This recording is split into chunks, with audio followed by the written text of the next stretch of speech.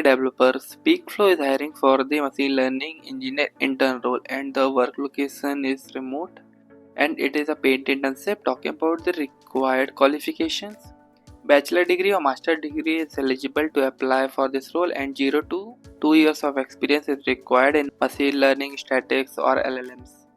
0 to 2 years means 2025, 24, 23 batches can apply for this role. And talking about the required skills, extensive experience in Python programming and excellent verbal communication skills, cloud platforms knowledge like Google Cloud or other clouds like AWS, Azure, and strong expertise in Python backend development and launching ML products in production, passionate about AI and its potential to transform business.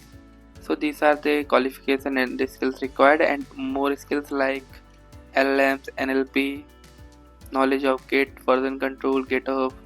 So these are the required skills, and here is the brief key responsibilities. So you can read to know more about this internship. So in this video, apply link below in the description and hit a like button, do comment and subscribe skilllayer for more job updates.